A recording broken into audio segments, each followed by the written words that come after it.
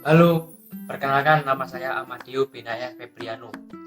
Saya akan menjelaskan apa sih listrik statis itu dan seperti apa contoh fenomena listrik statis dalam kehidupan kita sehari-hari. Nah, pengertian dari listrik statis adalah ilmu yang mempelajari muatan listrik dalam jumlah tertentu yang tidak mengalir atau diam. Listrik statis juga mempelajari interaksi yang terjadi pada muatan tersebut. Saat benda-benda bermuatan listrik saling berinteraksi tanpa adanya tegangan listrik, saat itulah listrik statis terjadi. Nah, fenomena dari listrik statis itu, pertama, proses terjadinya petir, tertariknya serpian-serpian kertas oleh penggaris pada saat kita gosokkan dengan kain bol, dan penyebab tersetrumnya tangan kita saat memegang gagang pintu yang terbuat dari logam. Kenapa tangan kita bisa tersetrum pada saat memegang gagang pintu? Padahal gagang pintu tersebut tidak ada tegangan listriknya. Nah, di dalam tubuh manusia itu memiliki muatan positif dan negatif yang sama banyak. Jadi bisa dikatakan bahwa tubuh manusia bersifat netral. Pada saat sebelum memegang gagang pintu, kaki kita berinteraksi dengan benda yang kita injak. Hal tersebut menyebabkan muatan negatif dari tubuh kita akan berpindah ke benda tersebut. Nah, pada saat itu tubuh kita menjadi bermuatan positif. Ternyata semua benda memiliki kecenderungan untuk menetralkan muatannya. Pada saat gagang pintu terjadi penumpukan muatan negatif, sehingga gagang pintu akan menetralkan muatannya, dan pada saat itu terjadi pemindahan elektron ke benda lain. Pada saat tangan kita berinteraksi dengan gagang pintu, muatan negatif dari gagang pintu berpindah ke tangan kita. Perpindahan elektron ini yang menyebabkan tubuh kita seperti tersetrum listrik. Nah, jadi ini yang dinamakan fenomena listrik statis. Selanjutnya kita akan membahas mengapa setiap benda memiliki muatan dan dari mana asal muatan tersebut. Nah, jawabannya adalah bahwa setiap benda tersusun dari beberapa atom. Atom-atom tersebut memiliki 3 partikel penyusun. Yang pertama, proton, partikel yang bermuatan positif, kedua, neutron, partikel yang bermuatan netral, dan ketiga, elektron, partikel yang bermuatan negatif. Proton dan neutron terletak di inti atom, sedangkan elektron ada di kulit atom. Lalu, bagaimana cara menentukan benda-benda itu bermuatan positif atau negatif? Pada dasarnya, benda-benda memiliki jumlah muatan positif yang sama banyak dengan jumlah muatan negatifnya. Maka dari itu, benda bisa dikatakan bermuatan netral. Pada kondisi tertentu, saat berinteraksi dengan benda lainnya yang dapat memungkinkan jumlah muatan negatifnya berubah. Selanjutnya, kita akan membahas interaksi antar muatan sejenis dan interaksi antar muatan yang berbeda jenis. Konsepnya yaitu, jika kedua muatan listrik sejenis didekatkan, maka keduanya akan saling tolak-menolak. Dan jika kedua muatan listrik yang berbeda jenis didekatkan, maka akan saling terjadi tarik-menarik. Interaksi antar muatan listrik yang dapat terjadi karena adanya garis-garis gaya yang dihasilkan oleh muatannya. Pada muatan positif, garis-garis gaya listrik yang dihasilkan mengarah keluar dari muatan positif. Sedangkan pada muatan negatif, garis-garis gaya listrik yang dihasilkan masuk ke muatan negatif tersebut. Garis gaya listrik ini akan menuntut kita saat diberikan muatan lain di sekitarnya. Nah, baik, kali ini saya akan menjelaskan materi tentang pengenalan hukum Coulomb. Kita akan membahas percobaan Coulomb mengenai besar gaya listrik yang bekerja pada dua benda bermuatan listrik. Dari percobaan yang dilakukan inilah, Coulomb mengungkapkan sebuah hukum yang kita sebut hukum Coulomb. Sejarah ditemukannya interaksi antara benda bermuatan listrik dimulai sejak 6000 tahun sebelum Masehi. Nah, pada tahun itu sekumpulan orang-orang Yunani kuno mengamati sebuah batu mampu menarik benda-benda ringan setelah batu itu digosokkan pada kain bol. Dan pada tahun 1600-an, William Gilbert meneliti keajaiban batu tersebut secara ilmiah. Gilbert mendapatkan fenomena tersebut berbeda dengan fenomena kemagnetan.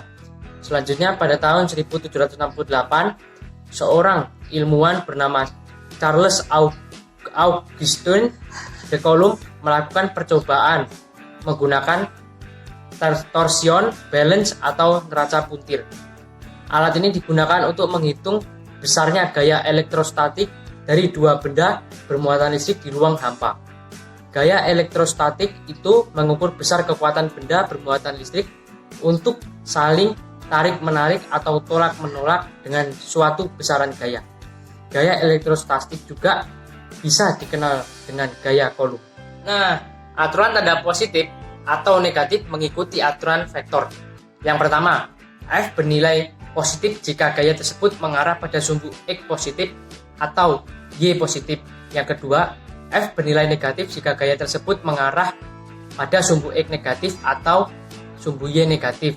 Nah, sekarang teman-teman udah pada tahu nih gimana caranya menentukan resultan gaya Coulomb pada salah satu partikel bermuatan listrik yang diletakkan dalam satu garis lurus dengan partikel-partikel lainnya. Selanjutnya, kita akan membahas resultan gaya Coulomb yang bekerja pada 3 partikel bermuatan listrik atau lebih. Namun, partikel-partikel tersebut membentuk sudut tertentu. Konsep yang digunakan untuk mencari atau menentukan resultan gaya Coulomb pada partikel yang membentuk sudut ini sama dengan konsep yang digunakan untuk mencari resultan gaya Coulomb saat partikel tersebut terletak pada satu garis lurus, yaitu apabila partikel bermuatan listrik dipengaruhi oleh partikel bermuatan listrik lebih dari satu, maka besarnya gaya Coulomb yang bekerja pada partikel itu sama dengan jumlah vektor dari masing-masing gaya Coulomb yang ditimbulkan oleh masing-masing partikel bermuatan tersebut.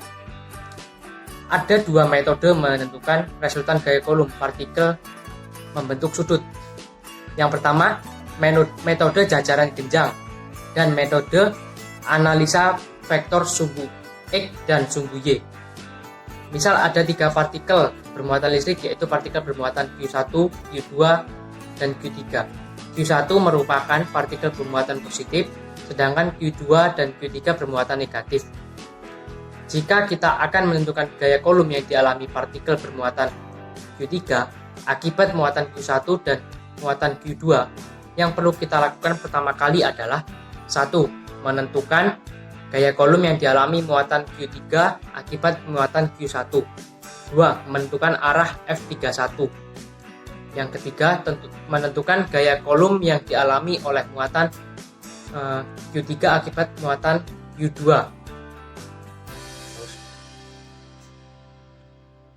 Nah, tadi dapat kita selesaikan dengan 2 cara yang berbeda, yaitu metode jajaran genjang dan analisis vektor sumbu X dan sumbu Y. Pertama, kita selesaikan dengan metode jajaran genjang dulu. Di sini, hal yang kita perlukan adalah memproyeksikan vektor F3 ke kepala vektor F31. Di situ sudah terlihat. Lalu kita proyeksikan vektor F31 ke kepala vektor F32. Sehingga vektor resultannya bisa digambarkan dengan menarik garis lurus dari kedua pangkal ke perpotongan dari proyeksinya. Nah, kita sudah menemukan arah vektor resultan gaya Coulomb. Besar atau nilainya bisa kita cari dengan persamaan F3 sama dengan akar F31 kuadrat ditambah F32 kuadrat ditambah 2 kali F31 kali F32 cos. Nah, pada metode jajaran genjang ini, jika partikel bermuatan dipengaruhi oleh 3 atau lebih partikel bermuatan lainnya, maka untuk menghitung resultan gayanya perlu meninjau setiap 2 vektor gaya Coulomb tersebut. Jadi perlu kita tinjau 2 vektor seperti itu, teman-teman. Yang kedua, metode analisa.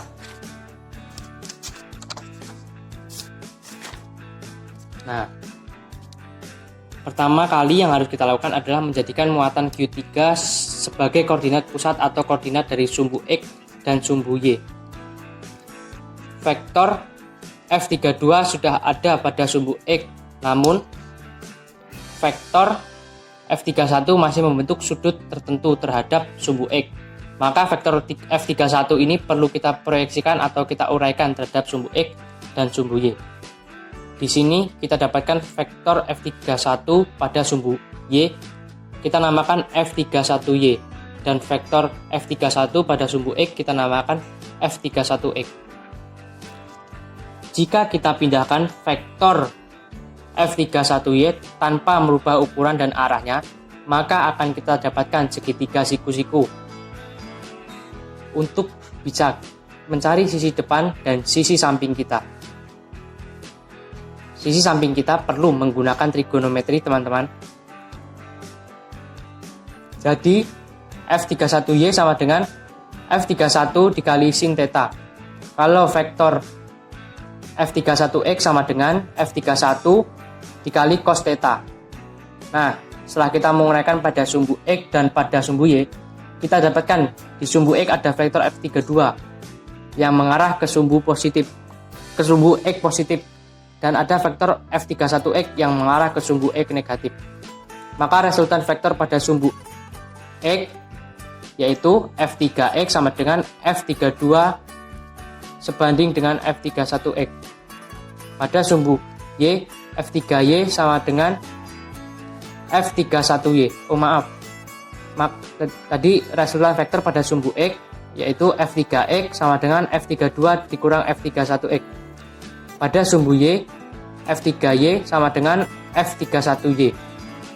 Resultan gaya kolom pada U3 yaitu F3 sama dengan akar F3X kuadrat plus F3Y kuadrat.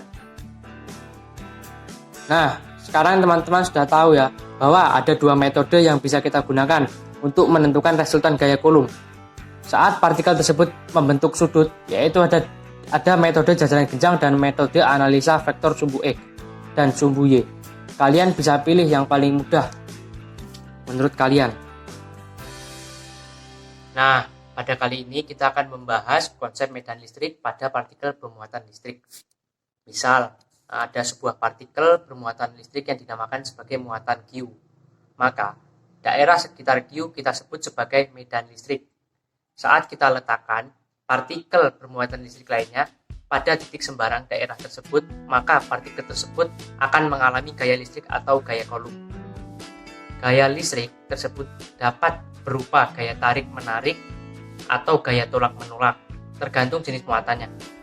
Sehingga medan listrik dapat kita definisikan sebagai daerah di sekitar partikel bermuatan listrik yang bisa menimbulkan gaya listrik terhadap muatan lain di daerah tersebut.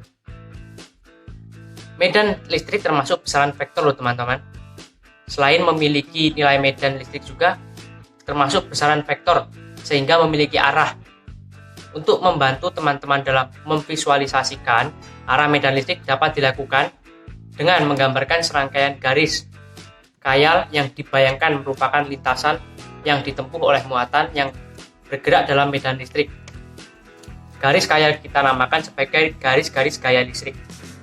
Garis gaya listrik menunjukkan arah gaya yang dilakukan muatan di setiap titik sekitar daerah medan listrik.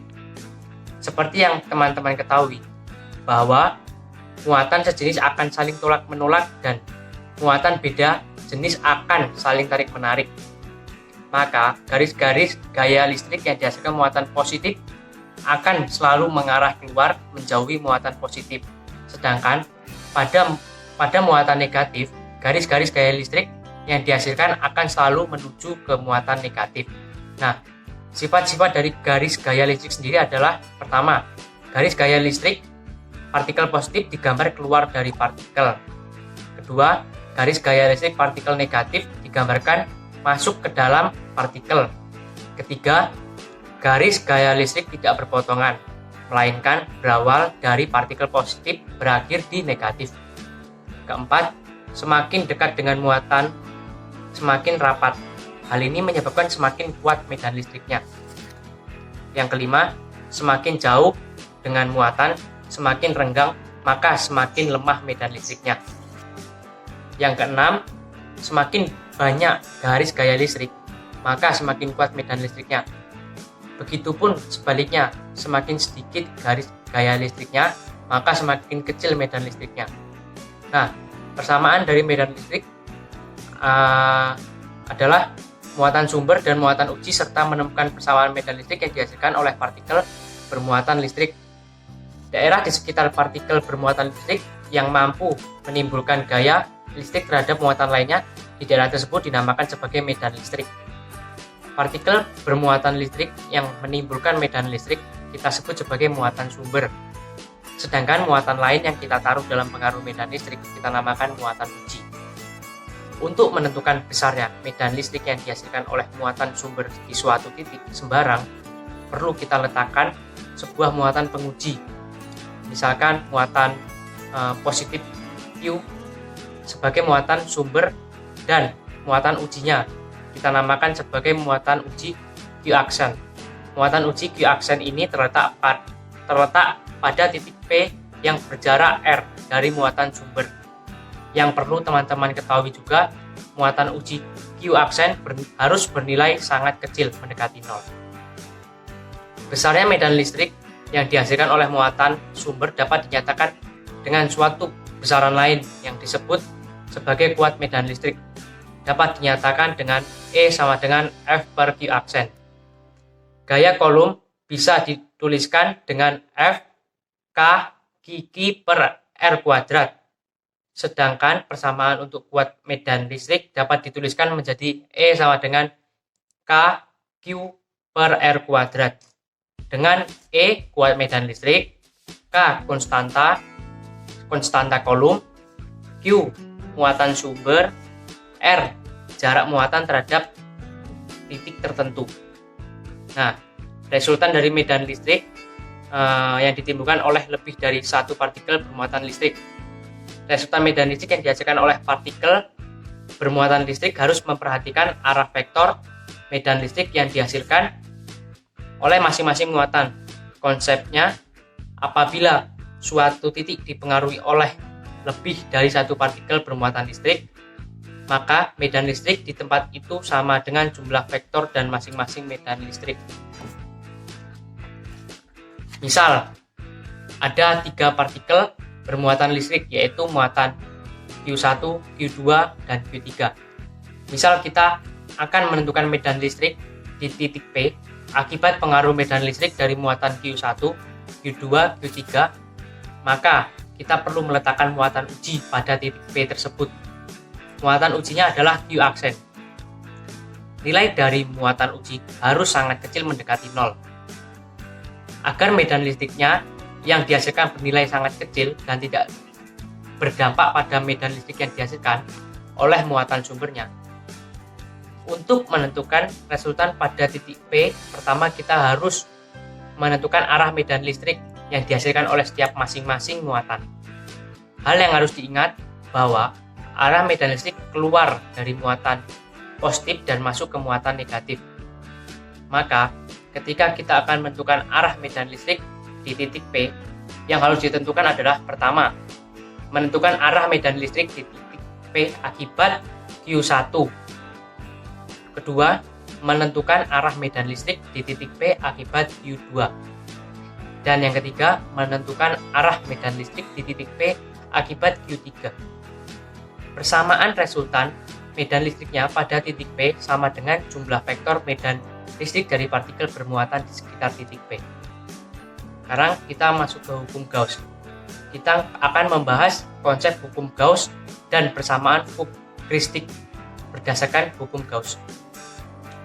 Konsep garis gaya listrik terhadap medan listrik yaitu semakin banyak garis gaya listrik yang dihasilkan, maka medan listrik pada... Nah, kita akan membahas konsep hukum Gauss dan persamaan Fugg-Kristick berdasarkan hukum Gauss. Konsep gaya listrik terhadap medan listrik yaitu semakin banyak garis gaya listrik yang dihasilkan, maka medan listrik pada daerah tersebut semakin kuat. Begitupun sebaliknya.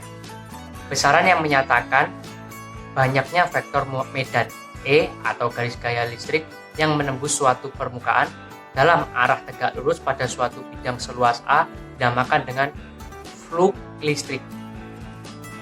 Bisa kita nyatakan dalam suatu persamaan, yaitu P sama dengan E kali A. P sebagai flux listrik, E sebagai medan listrik, A luas permukaan bidang. jika garis-garis gaya listrik tersebut menembus bidang secara tegak lurus atau membentuk sudut tertentu, persamaan fluksnya menjadi P sama dengan E kali cos theta kali A. Hukum Gauss sendiri berbunyi jumlah garis-garis gaya listrik yang menembus suatu permukaan tertutup secara tegak lurus sebanding dengan jumlah muatan listrik yang terdistribusi di permukaan tertutup itu.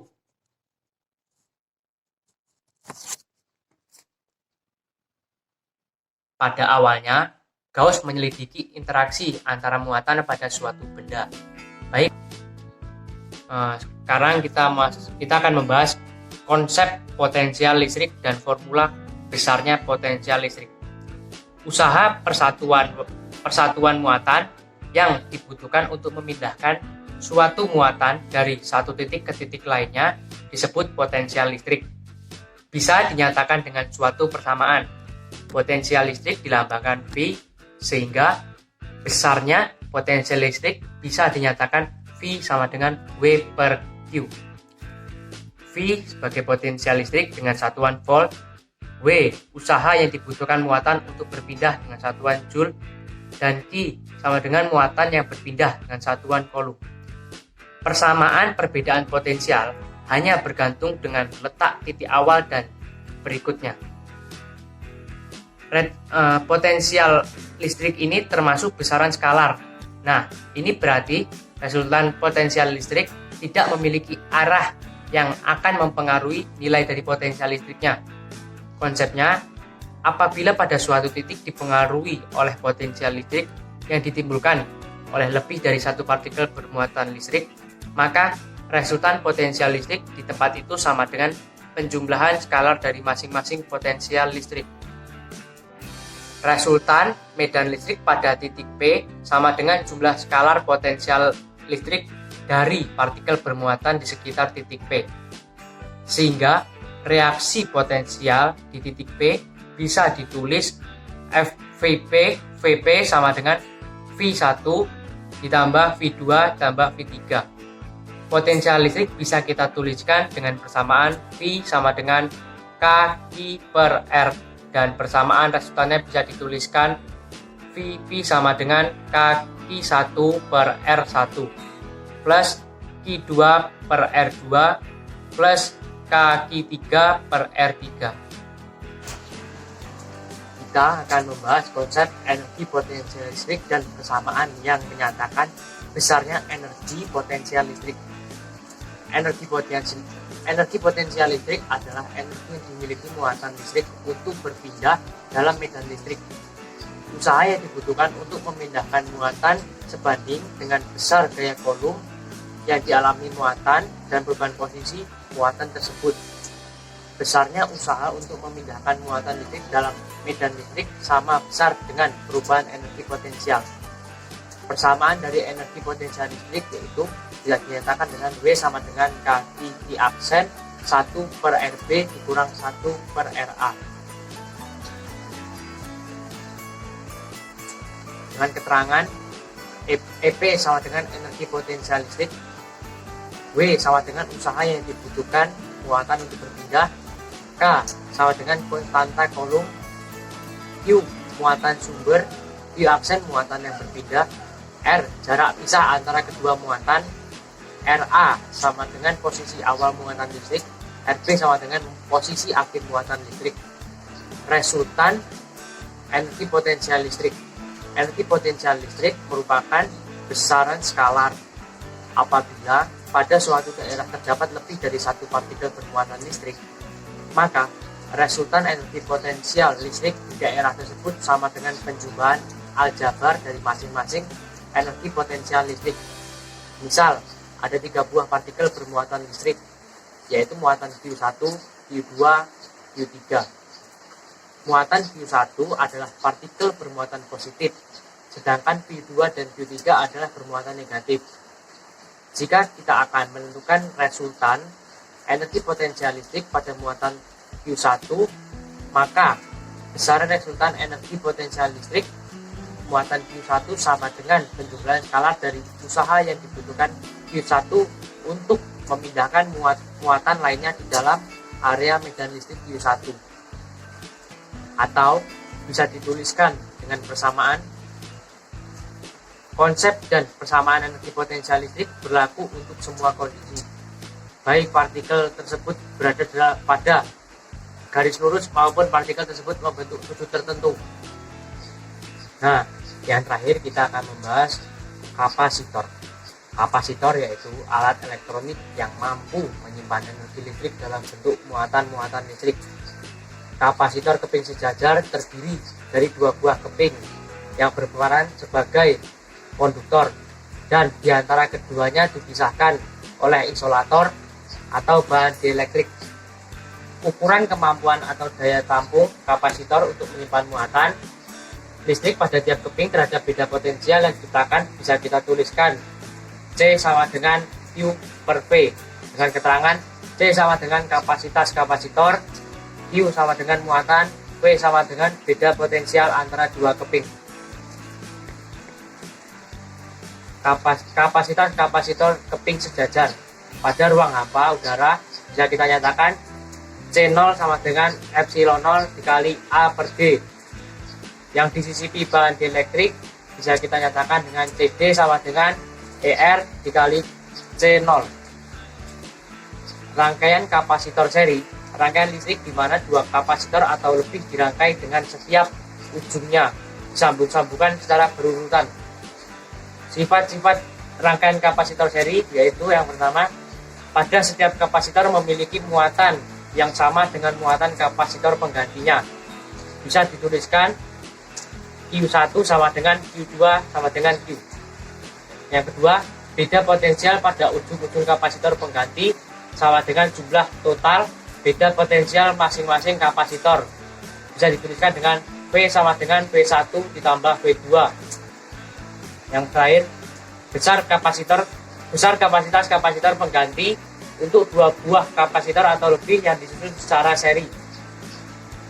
Nah, yang rangkaian kapasitor paralel, rangkaian listrik di mana dua kapasitor atau lebih dirangkai sedemikian rupa sehingga keping-keping yang bermuatan sama saling dihubungkan. Sifat-sifat rangkaian kapasitor paralel, yang pertama, beda potensial pada setiap ujung-ujung kapasitor sama dengan beda potensial yang diberikan oleh sumber tegangan, bisa dituliskan dengan P sama dengan P1 sama dengan P2. Yang kedua, muatan yang tersimpan pada rangkaian pengganti sama dengan penjumlahan dari muatan yang tersimpan pada masing-masing kapasitor. Bisa ditulis Q sama dengan Q1 ditambah Q2. Yang ketiga, besar kapasitas kapasitor pengganti untuk dua buah kapasitor atau lebih yang disusun secara paralel. Energi kapasitor. Energi listrik yang tersimpan dalam kapasitor sama dengan usaha yang dilakukan untuk memindahkan muatan listrik dari sumber tegangan ke dalam kapasitor tersebut. Bisa dituliskan EP sama dengan setengah kali CV kuadrat. Dengan keterangan EP sama dengan energi yang tersimpan dalam kapasitor, C sama dengan kapasitas kapasitor, Q sama dengan muatan yang tersimpan dalam kapasitor, V sama dengan beda potensial antara keping kapasitor.